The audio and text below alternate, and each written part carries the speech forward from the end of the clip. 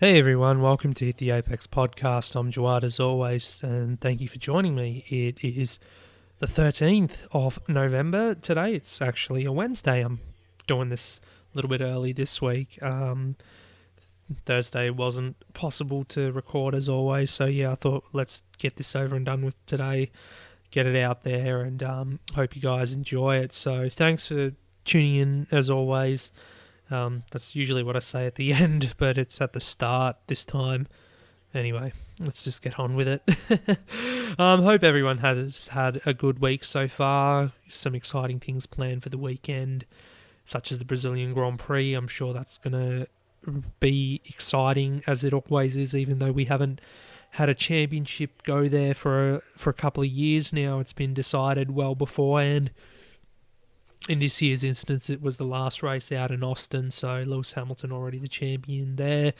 And this is why we're, in the court of the champions this week, I guess, because, Lewis Hamilton's a champion. We're going to Brazil where they've got three former world champions who are Brazilian. Ayrton Senna, of course, being one of them, Emerson Fittipaldi and Nelson Piquet.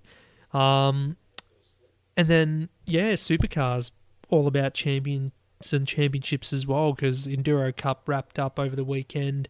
A couple of champions won that, and of course the championship itself too, with Scott McLaughlin taking that one out. But I'll talk about Sandown a bit later separately as well, because there was plenty that happened over the weekend from the Sandown 500, so I want to give it its own time and talk about it in length a bit later. But let's do Brazil first, and good movie if you haven't already seen it. Terry Gilliam did that one, Brazil. Check it out. Completely unrelated to what we're talking about now, the Formula One and also motorsport. But yeah, good movie is Brazil. So, penultimate race of 2019. Really, it's only the minor placings that are at stake now. And, some people will probably turn around and say, God, you're an idiot, or you're nuts for getting up at 4 o'clock in the morning just to watch a race with nothing at stake here. Well, a race is a race. You have the win at stake, and a win means the world, or, it's what everyone strives for when you go racing. So, there, you're vying for the win in Brazil, and winning at Sao Paulo, the Interlagos circuit's quite special as well, given the history of that place. It's been in Formula One for ages. It's going to be there for at least another year, you'd reckon, before plans of going elsewhere. Rio, they've talked about, and everything, and or possibly even, well, Argentina doesn't seem possible anymore thanks to the election, or the election results from a couple of weeks ago, or was it last week? I'm not too sure. I don't keep up to date with international politics as much as I should. Maybe that's what I got to spend my time doing, some reading over the next few days. But yeah, nothing really at stake now except for those minor placings. But then again, the win is going to be an important one because, we've got three teams that can fight for the win. You'd think, Mercedes, Ferrari and Red Bull. Now, thing with Ferrari was that it's going to be a big weekend because what happened in Austin is that they had a dip, in their form, and a lot of people have come out and weighed in on this, and including Max Verstappen as well, who was quite vocal, as is his team, who initiated what the FIA then came out with a technical directive in regards to this illegal fuel flow measurements that Ferrari have been sort of supplying, or the fuel flow meter reads the fuel flow in the car when it's normal, but outside of that, they're getting some kind of advantage from it. It's burning more fuel than it should.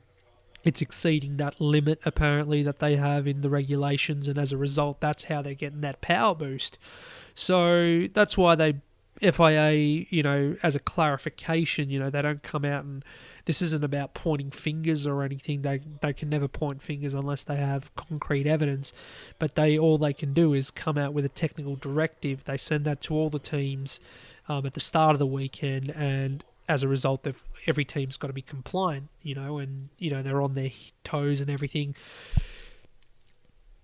So in a way, it's, pointing a finger, but without pointing a finger. It gets whoever to stop doing what it is they're doing, and from there, it was kind of, well, I'm not going to say obvious, but it was coincidental that Ferrari, as a result, have a bad weekend. But then, Ferrari's own reasonings for having the bad weekend. Well, Seb, just off the pace, struggled with setup apparently, and then Charles Leclerc, as we see this weekend in Brazil, is going to be taking a engine penalty because he's getting a completely new ICE in the car, internal combustion engine. The reason for his pace deficits and struggles in Austin was the fact that he was running a very, very old engine, and the mileage on that was very high, and they had to run it underpowered. So that's their explanation, or the official Ferrari explanation for why they didn't do so well in Austin.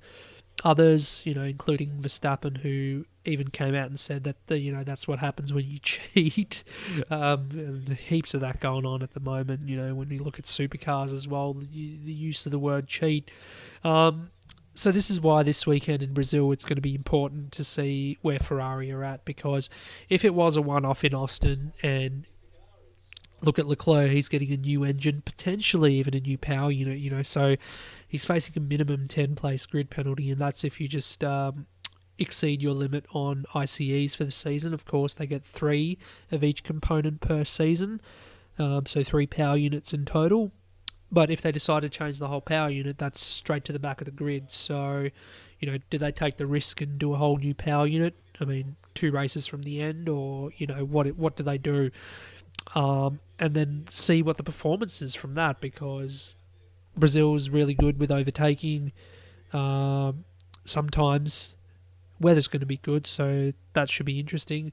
And when I say sometimes, I mean not like Max Verstappen when he botched it last year trying to pass Esteban Ocon, a lapped Esteban Ocon too, which eventually cost Verstappen the win. They did do a little bit of a punch on though. No, not really a punch on. It was more so just a push and shove in the weigh room in Parc Ferme. So that was the outcome of that one. So we should hopefully see Leclerc come through the field, regardless of however many places he takes with the penalty. And Seb Vettel as well, he's a 3-time winner here. He won in 2017 last, in the sunny conditions too. So, he's got the experience to win here with Ferrari. Lewis Hamilton in the Mercedes has only won here twice, when you consider the affinity that he has with Brazil, with Ayrton Senna as well. So, and obviously the last win he had was last year. So after Verstappen had that little moment with Ocon and cost him the race, and Red Bull have been strong in the past too. When you look at the wins that Seb has had, 2 of them with Red Bull in the past. Mark Webber, I think, won here as well. 2011, I believe. Yeah, that was Webber won that one. And then, of course, the incredible race that we had here in 2016, where Verstappen from 15th on the grid came back and finished on the podium in that wet race. So, they've been strong here, have Red Bull, so I wouldn't rule out Max if he's in good touch. Speaking of Red Bull, we had the confirmation as well last night that Alexander Albon will keep his seat at the senior team for 2020, so congratulations to him, thoroughly deserved. It's been incredible since he's come to the Red Bull team.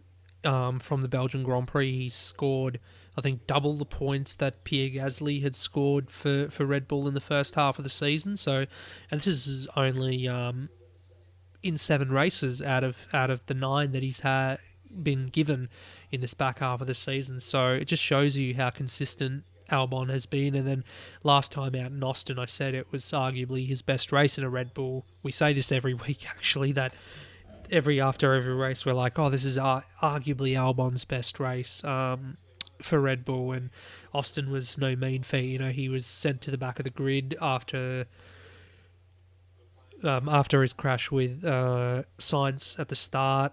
Well, not penalised, but he had to go back to the back of the grid, and race his way back up and still finished 5th. That's pretty good to do that. So Albon at Red Bull for 2020, I think it's a perfect fit. He seems a lot more mature than Gasly, calm head on young shoulders, and also just his general demeanour doesn't seem very. It's not like much phases him, He's only 23, and he already seems like he's very mature and doesn't seem to be phased by Formula One and all the hype and glamour around it. So that's really good to see from a young driver, and especially next to Max as well, where Max is very much that once in a generation talent who, prodigious, and he's expected to win like 1 million world championships and 2 million races in his time. So, next to Max, I think that's going to be the perfect fit, and we'll see how Albon goes for 2020. But even for now, I reckon, 2 races to go. I've been, itching to say that, I wish that there could be a podium for Albon in the last 2 races. So, still got 2 races to see if that'll come to fruition. So, yeah, let's wait and see. And even Toro Rosso have gone to confirm their lineup for next year too, or Alpha Tauri, I should call them. That's what they're going to be known as next year, is Toro Rosso. It's already been mentioned about 100,000 times that what's the confusion going to be like for the commentators when you're talking about Alpha Tauri and Alfa Romeo?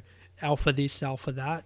2 different teams with Alpha in it, and just as far like written, you can tell the difference, because Alpha Tauri is Alpha as in the Alpha whatever, ALPHA, the Greek letter or whatever it is, and then Alfa Romeo is Alfa Romeo, ALFA. So it's pretty easy to distinguish when you read it off something, but if you're listening to commentary, it's pretty much the same, Alpha. So yeah, Toro Rosso, sorry not to get carried away, Alpha Tauri, Toro Rosso confirmed their unchanged lineup as well for 2020. So Pierre Gasly and Danny Kvyat are going to stay put there.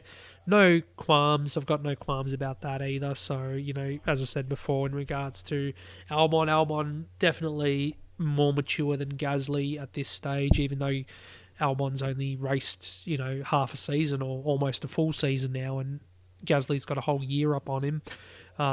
I think Gasly just needs a bit more work before he'd be ready for that big drive, and Kvyat, given another opportunity too, so that'll be good for him and his confidence. So we'll see how he goes. And Kvyat as well, I guess, last couple of races, he's gone back to his old ways. You could say, just hope that it's not really a permanent thing, because he's done such good work this season. Even though his points tally has kind of been, bolstered by that podium that he had in Germany, I wouldn't say, he's had a more...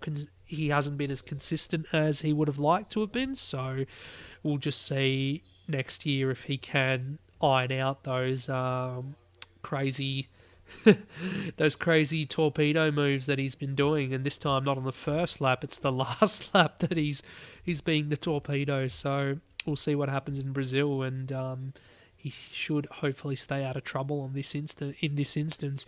Going back to the leaders though, so yeah, Lewis 2 wins here. Bottas has been in great form, so don't go past him either for the win, and I'm sure Lewis Hamilton, he'll be on his guard too, given that last year after the championship was wrapped up, he actually came out and won the last 3 races of the season, apart from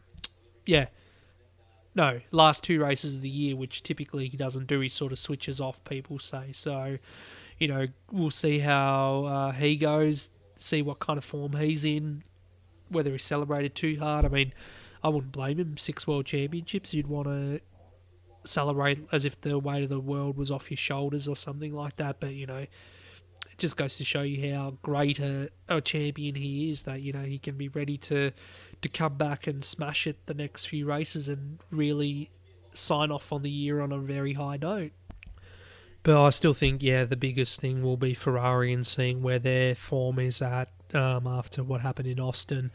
Midfield and the rest of the field, Renault, they've been great the last couple of races. I guess too late as far as the points are concerned versus McLaren, but their last couple of races they one-stopped and they finished ahead of McLaren, so could they do that again? Can McLaren score the points they need to seal out fourth in the Constructors' Championship? That's certainly possible this weekend, so if they do that, then that'll be pretty significant for them. The first season since 2014 that they've scored in triple figures as far as their total points tally is concerned. And, even though they haven't been on the podium this year, they've just been consistent, scoring double points at most races.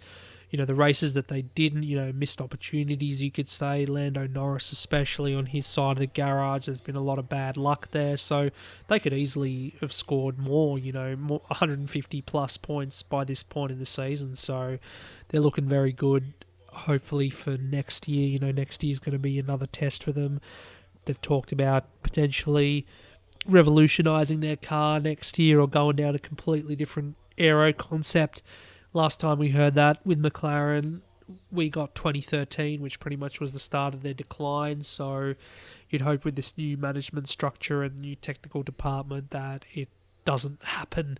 There is no repeat of 2013 or the last 4 years, and as a matter of fact, or 5 years if you want to go back that far. So we'll see how they go.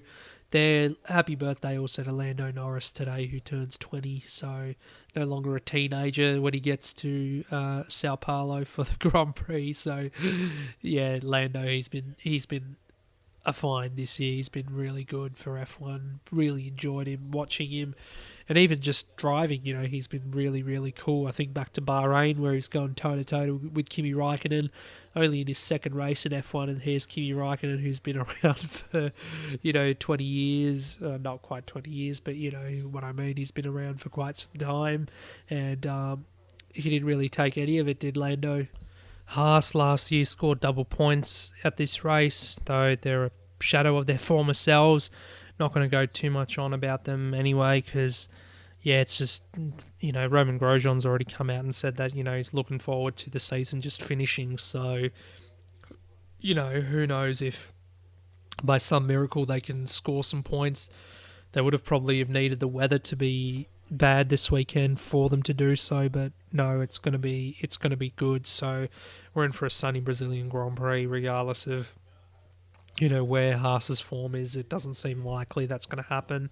Same thing with Williams. You don't expect any miracles for them either, unfortunately. Just kind of biding their time until the year ends, which is a shame for Robert Kubica especially. And yeah, that's about it. Alfa Romeo, same story. Can they come back and score some points at the end of the year? It's been a rotten run for them. And Kimi Raikkonen, unfortunately, he's just been very anonymous. You don't really hear much about him during the races, and at the end of the race, you just hear that he was right at the back. So it's not going too great for him either. But that's just that is just the form of Alfa Romeo at the moment. Alpha. That's going to be funny and just a whole mind game for everyone next year, I'm sure. So, and quickly before we get away from F1, there's more F1 to come anyway in a sec, but the interesting thing I read yesterday or brought to my attention was that this Bathurst Invitational event planned for next year, for next December, which will be like this event that, people can come, international racing drivers can come race at Bathurst. They're going to do it in the Super 5000 cars that, S5000 cars that I got to see at Sandown a couple of months ago, where Rubens Barrichello came and raced there. They had Matthew Brabham and some of the V8 supercar drivers as well, James Golding and Anton De Pasquale and the like. But they're targeting former Formula One champions, Jenson Button, Nico Rosberg, Fernando Alonso, some of the names that have been tossed up. Yes, please, yes. If this happens, this would be so cool. This would be Christmas for me because it's in December next year. I would totally go to Bathurst to see these guys, Button, Alonso, Barrichello, Rosberg, whatever, get in these awesome open wheel cars. They look great. They sound like they're V8 supercars, even though they're in open wheel cars, and Bathurst, open wheel cars at Bathurst. That would be absolutely amazing. So, yeah, if this happens, let it happen. I would love for it to happen, and I'll keep everyone posted to, if there's any developments and that sort of thing. Sorry about that. That time of the day for a bit of a yawn. But yeah, no, this sounds really exciting. I know it's still, about 12 months away, more than 12 months away, but surely, the feelers are going to be out there to get these guys to come and hopefully race at Mount Panorama. That would just be absolutely amazing.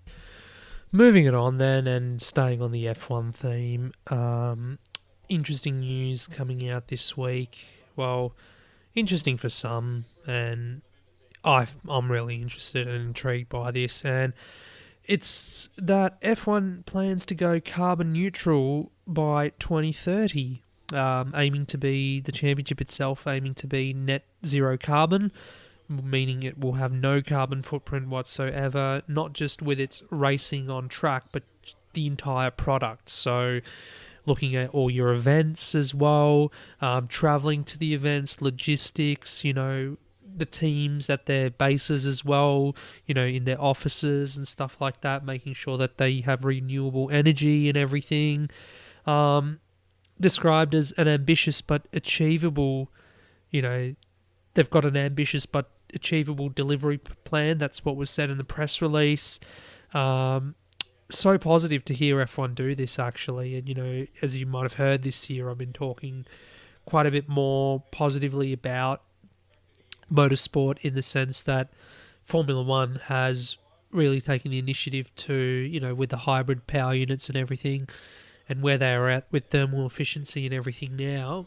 I mean, a lot of people out there, I'm sure, and I've heard this in my travels, who don't really have vested interest in racing or motorsport or Formula One, often are led to that conclusion that either it's, you're driving around in circles, or, oh, it's bad for the environment, that sort of thing. And for the first time ever, I can say that no, Formula One is actually not bad for the environment, because, I mean, when you look at the statistics, the cars and the racing itself at the moment, like, for a Grand Prix, only counts for 0.7% of F1's total carbon footprint. It's everything else that it does, the logistics, running the events, and all that sort of thing, the sustainability around running events and using renewable resources and all that is what accounts for Formula One's carbon footprint at the moment, and the cars themselves, they're just incredibly efficient, and they've said in that press release that they're targeting to, have the world's first zero carbon ICE, internal combustion engine. It will be hybrid, of course, but having a zero carbon emitting ICE, combustion has always been regarded as this negative thing about, combustible energy there's a lot that's wasted as a result. How can you do it with renewable energy or whatever? So this is going to be interesting to see. I mean, 2030, the last decade's gone pretty quickly. None of us have noticed. How quickly will this next decade go? And to see F1 make these steps towards being net zero carbon. By 2025, they're aiming for all events to be sustainable. So that means, the way that they're set up, the way that, simple things like single-use plastic items, with food and all that, trying to remove that or make them a renewable, encourage, have recycling as mandatory with all the products and everything, make sure the plastics, recyclable plastics and all that sort of thing. So it's very exciting because, with where I work, my day job as well involves a lot of recycling and, looking at ways to be more sustainable, through secondhand goods and all that. So I'm constantly thinking about this sort of stuff a lot more. And when your favourite sport, I guess, is taking steps now to make sure we go in that positive direction, then yeah, you've got to really get behind it. And, I can proudly say that, this is what Formula One is trying to do. they're trying to be sustainable and, go zero carbon from 2030. Not many other sports would say that. And I know there's going to be naysayers and everything and like, oh, bring back the V10s with the noise and blah, blah, blah.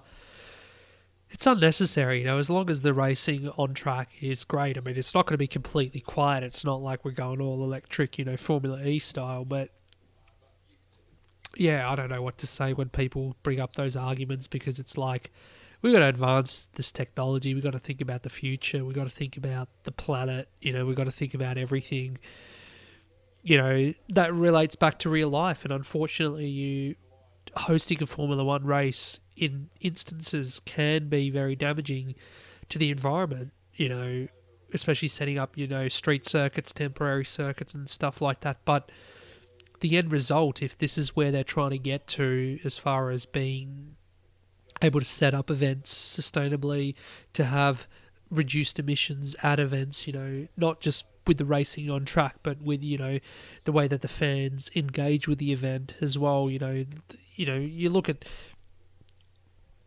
take the Australian Grand Prix, for example, how many plastic beer cups are discarded, not even thrown away properly, or just how much rubbish you find around the place. I mean, it just makes you sad when, people do that sort of thing, I mean, everyone's entitled to have fun and enjoy themselves, but, be responsible too, because at the end of the day, we're all sharing, this world, and what one person does can have an impact on how the other person gets to live in it too, you know what I mean? There's a lot of arguments and debates going up at the moment online about, the bushfires that are going on, which, I've got very much, thinking about at the moment and hoping all the people affected get the support that they need up there. But, arguing about it on social media about who's right and who's wrong is not going to help anyone over there at the moment.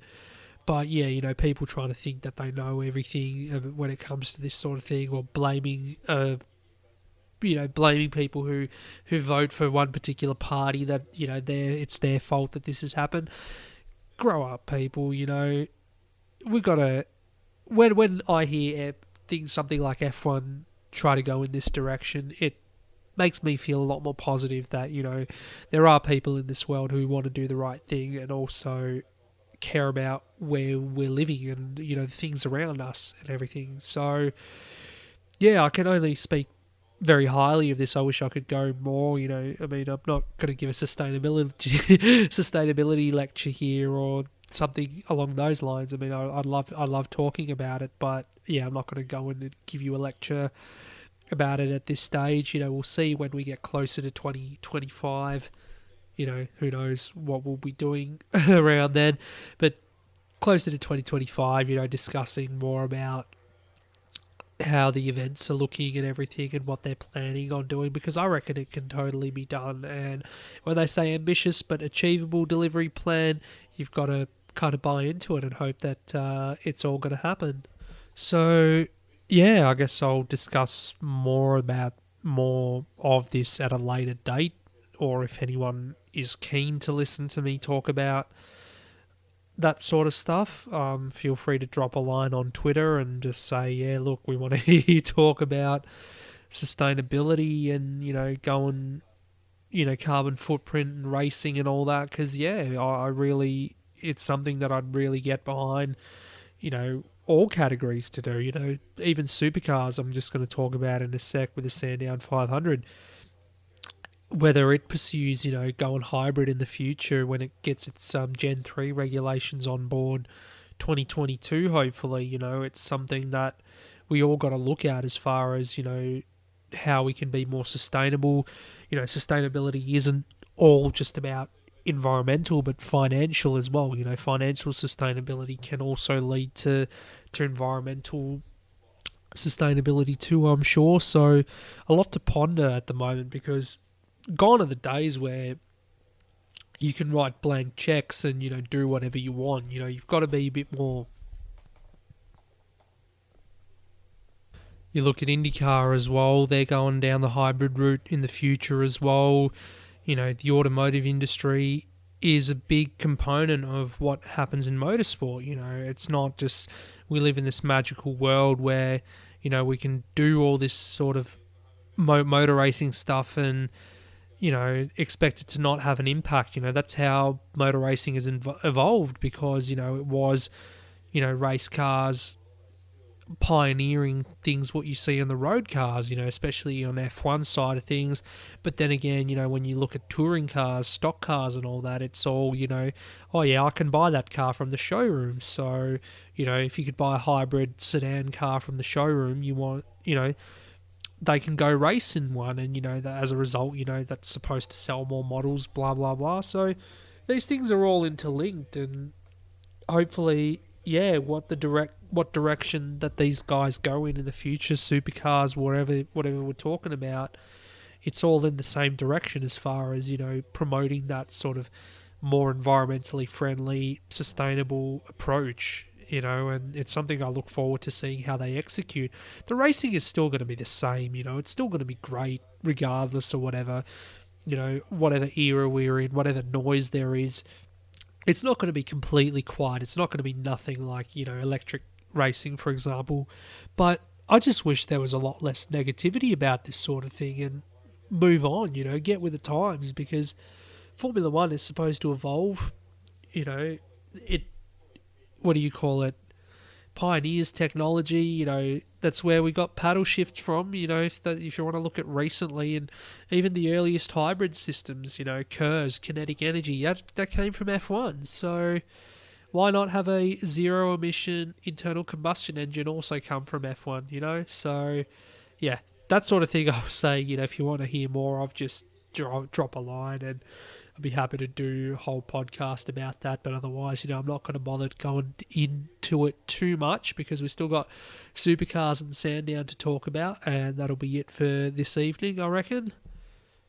So let's get straight to it. And yeah, the final race of the Enduro Cup.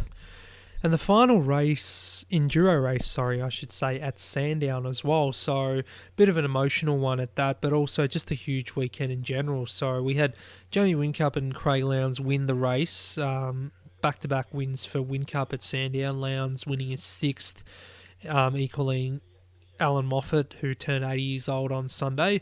Happy birthday to the old... to Alan Moffat, absolute legend. Alan Moffat, got an interesting story about him that I'm sure if you know me, you would have heard it. And yeah, they won the Enduro Cup as well after the heartbreak to car number 97. So Shane Van Gisbergen and Garth Tander having a bit of an issue at the end of the race, a tyre failure, right rear failure, which cruelled them because SVG actually got ahead of the of Jamie Whincup, heading into the final pit stop. So, absolute demon of a drive thanks to Garth Tander in the opening stint. He made up 22 places. Basically, they had to start from the back of the grid because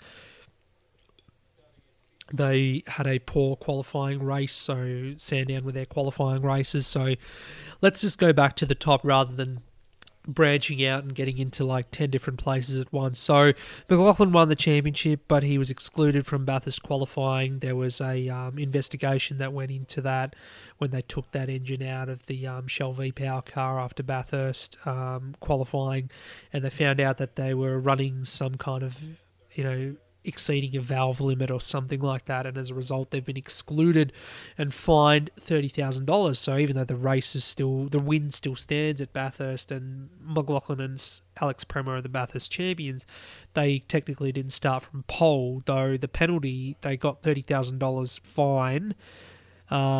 Their penalty was that they had to start from the back of the grid at Sandown regardless of what happened. So, we'll get to that in a bit later. But we had some wild quali races. The first race on the Saturday, wet conditions. I know Melbourne, we're supposed to be heading into summer, but it's raining, it's cold, it's windy.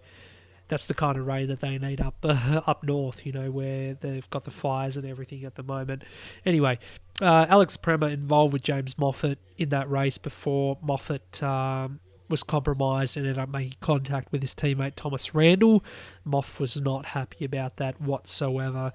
Premer sort of lost the ground from the start, to Craig Lowndes again, like he did at Gold Coast. And then in the second race, Scott basically had to do some work, but as a result of the penalty coming through on Sunday morning, they had to start from the back of the grid, the main race, that is the 500k race. But what happened in the what happened in the second qualifying race on Saturday is that we had Will Brown in the first race get the Erebus number 99 car up to second. Started second, did Anton De Pasquale, but he was escorted off at the first corner by Shane Van Gisbergen. As a result, De Pasquale was given a penalty incorrectly, so Craig Baird, the driving standards observer, got that one wrong. He came out after the race and admitted he was wrong. He said on social media too he was wrong because it was Van Gisbergen who was the one at fault in that situation, but Van Gisbergen basically got sent to the back of the grid because of that incident at the first lap. Like he fell back, and that's where he was. He had to start from the rear, Garth Tander, his co-driver, had to start from the rear along with McLaughlin. So that's the qualifying race done and dusted. You had Jamie Whincup on pole from Andre Heimgartner. Engine breach from Bathurst sees the number 17 disqualified and sent to the rear of the Sandown grid. So let's fast forward to Sunday now. So you've got SVG and McLaughlin starting from the rear of the grid. They Red Bull put Garth Tander in the car. Awesome first stint, passed pretty much every car except for Whincup. Lowndes, who was in the car, passed every car except for their teammate or sister car. Then SVG, when he got in the car for his stint at the end of the race, ended up doing that. But as I said, they had the right rear failure, which put him out of the race essentially, and Jamie Whincup, Craig Lowndes were on their way to win. So, yeah, it wasn't, just a win either. It was a huge win, finishing 20 seconds clear of the next car. And let's, you can insert your parody questions in here because, we said that we've been debating it all year, saying, oh, look, Ford had the advantage, blah, blah, blah, but then they've done all these parity changes, and now look who's finishing 20 seconds clear of the field. The cars behind them were two Fords. The Tickford cars, we had car 55, Chaz Mostert, James Moffat finished second, and then Lee Holdsworth and Thomas Randall in behind them. But yeah, the last three races have been Holden, Triple Eight Holden dominated. Gold Coast, both races, 1-2 finish for this team. Second race there, 1-2 finish for the team, and it would have been a 1-2 here as well at Sandown if it wasn't for that failure for Van Gisbergen. So, what's got to give about that? Why didn't we see car 17, blitz up the field, and pass everyone either? So, not saying that they're struggling, but it's just that suddenly the other team has got the advantage again, even though we were supposed to level the playing field. It doesn't seem very level to me. Anyway, I'm not going to have a rant about that at this time. That can be done at the end of the year when we look back at the whole season. But yeah, congratulations though to Lee Holdsworth, Thomas Randall, first podiums of the year. First for Randall in Supercars, but Holdsworth, first podium since 2014.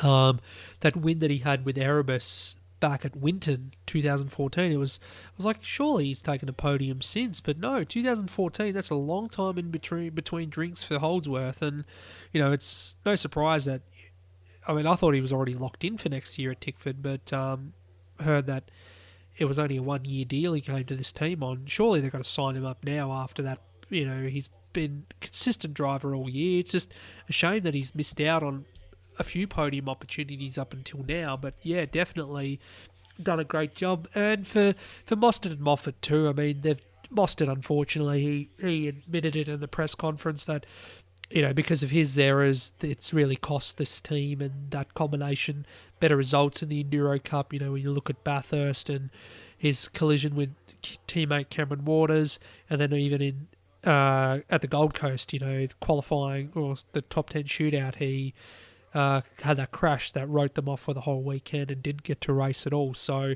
this is almost, making up for that. He said it might not make up for it completely, but, to at least get a trophy at the end of the Enduro Cup is pretty crucial. And, for Mostert as well, could it be his last podium for the team unless he gets a podium in Newcastle, given the news, well, it's not really news yet official, but, given that he could be on the move, or he is on the move to Walkinshaw Andretti United next year, where maybe they're just waiting for the end of the year to make that official.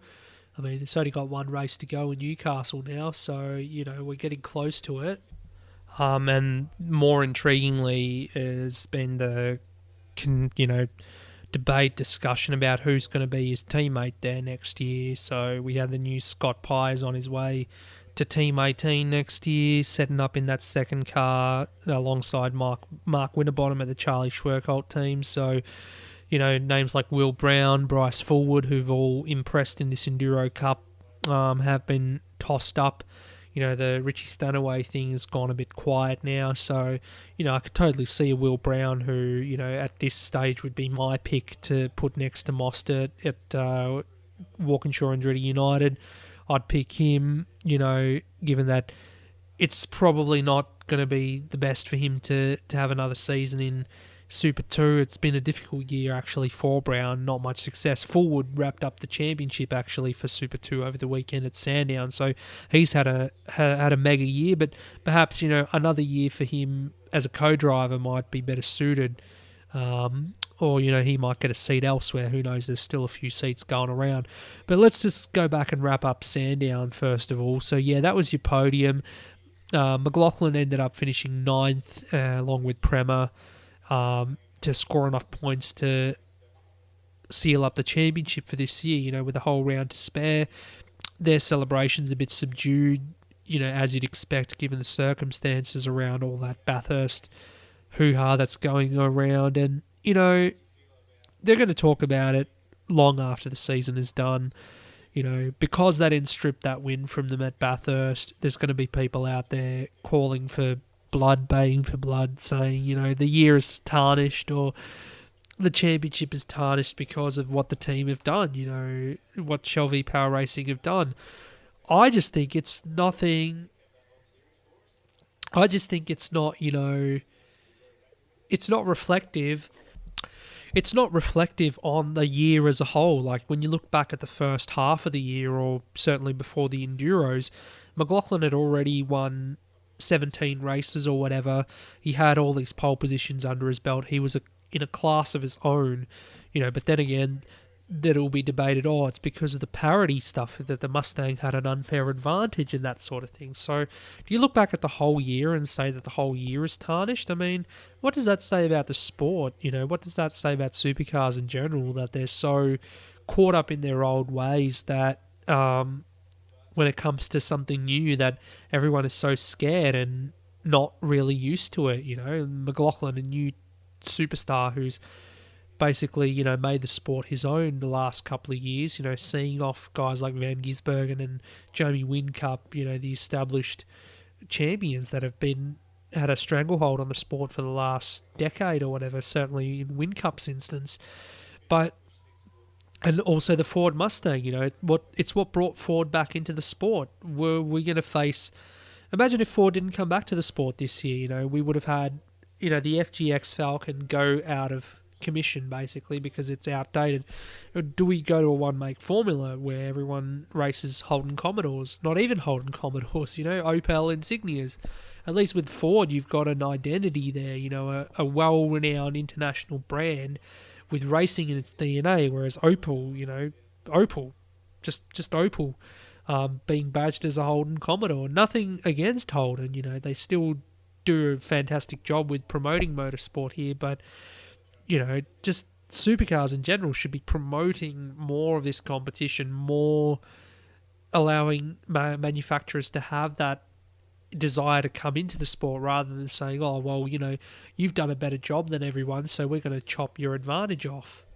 And then as far as McLaughlin's year is concerned, it's almost as if, everyone's going to turn around and say, it's been tarnished because you had an unfair advantage in that car, totally discounting the fact that he's made light work of his teammate again this year, Fabian Coulthard, and Coulthard's in the same machinery. You look at the Tickford guys, they're also racing the same machinery, but even when they made all these parity changes before the Pukekohe one, McLaughlin was still the best.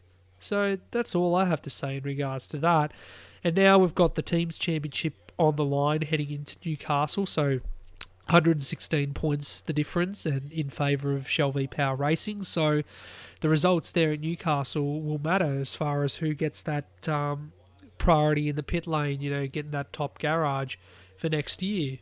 I thought a apt punishment for what happened in Bathurst as far as the race shenanigans were concerned would have been to strip DGR Team Penske, Shell V Power Racing of their points tally for the season, in the Teams Championship, just disqualify them altogether. Don't worry about the Drivers' Championship, but yeah, Teams Championship, disqualify them from that altogether. But then I saw the points after Gold Coast and maybe 300 points was enough of a penalty to put them back and give Red Bull a chance to pass them. So I don't know, it's a tough one, and because the fact that they've stripped the pole now from them, they took away the 300 points that they won at Bathurst as well. Why is the win still on? Why is the win still standing? People are going to be discussing and debating that, and I don't know what in this situation what to do. You got people like Roland Dane out there who are just frothing at the mouth for Supercars to do something more and say, look, you've got to take the win away from them as well now. You've done everything else. Why not the win? They didn't technically start from pole position, but anyway, a thought for another day perhaps. But it's certainly an interesting one where, is this going to be dead and buried soon? Can we get over it? I know fans and punters are going to be talking about it for a while, but just as far as the penalties and the changing of results is concerned, can we just move on now? We've still got another race to go. Newcastle in a fortnight's time. Teams Championship at stake. Minor placings as well, I'm sure. Still a bit of silly season stuff to play out too. Bit of trouble brewing between Techno and Rod Selman over Team Sydney, so they're fighting in a bit of a custody battle there. We got Jack Smith confirmed is the fourth driver at Brad Jones Racing. They're going to be expanding to 4 cars next year, and talking about Tim Slade potentially on the outer with that team, and maybe Todd Hazelwood might come in to replace him. Where does Slady go? Does he become an endurance driver or finds a home elsewhere?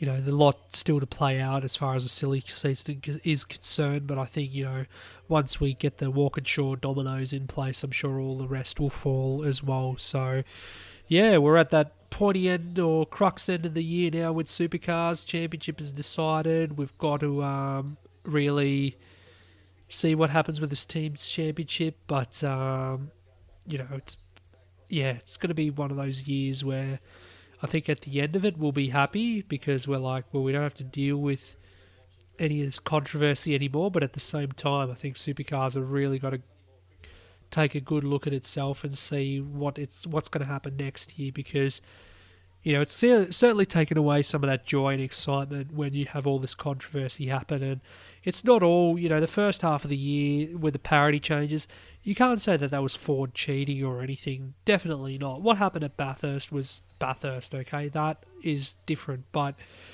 all the parity changes, some of it was unwarranted. Let the team go about their business, rehomologate them at the end of the year, rather than doing it at the middle of the year. Do it at the end of the year going into the next season, and then see what happens. Because if it goes back to business as usual next year and Triple Eight win every race, then I'm sure no one will complain then, but it's not going to be as exciting a product, because at least now we had somebody different winning. Anyway, I think it's almost bedtime for me. Anyway, thanks guys for tuning in this week. Got a bit of a special one coming for you next week, having a special guest come on, so you probably, no guesses as to who it is. You'll probably find out anyway, but going to be fun chatting to this guy about something different, and that'll be part of next week's podcast, and I'll wrap up the Brazilian Grand Prix and also preview Newcastle for you that as well. So until then, thanks for joining me, and we'll see you guys next time.